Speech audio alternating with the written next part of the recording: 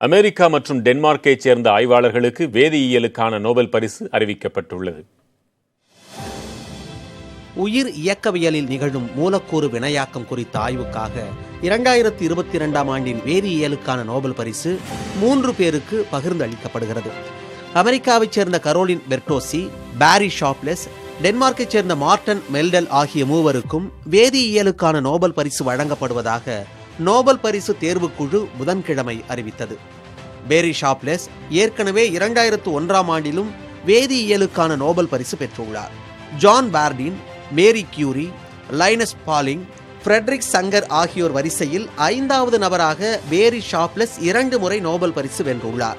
ஏற்கனவே இந்த ஆண்டுக்கான மருத்துவம், இயற்பியல் துறைகளுக்கான நோபல் பரிசுகள் அறிவிக்கப்பட்ட நிலையில் வேதியியல் துறைக்கான நோபல் பரிசு அறிவிக்கப்பட்டுள்ளது. அடுத்து இலக்கியம், அமைதி மற்றும் பொருளாதார துறைகளுக்கான பரிசுகள் அறிவிக்கப்பட உள்ளன. ஐரோப்பிய ஒன்றிய நாடாளுமன்றத்தில் ஹிஜாபிற்கு எதிராக குரல் எழுப்பிய ஸ்வீடனைச் சேர்ந்த உறுப்பினர் தனது தலைமுடியை வெட்டி கண்டனத்தை பதிவு செய்துள்ளார். ஈரானில் ஹிஜாப் முறையாக அணியவில்லை என்று கூறி கைது செய்யப்பட்ட இளம்பெண் காவல் நிலையத்தில் உயிரிழந்தார். இதை கண்டித்து பல்வேறு நாடுகளிலும் போராட்டங்கள் நடைபெறுகின்றன. இந்நிலையில் ஐரோப்பிய ஒன்றிய நாடாளுமன்றத்தில் பேசிய ஸ்வீடனைச் சேர்ந்த உறுப்பினர் அபீர் அல் சலானி ஈரான் பெண்களுக்கு விடுதலை வேண்டும் என்று முழக்கமிட்டவாறு தனது தலைமுடியை வெட்டி எதிர்ப்பு தெரிவித்தார். Women, life, freedom.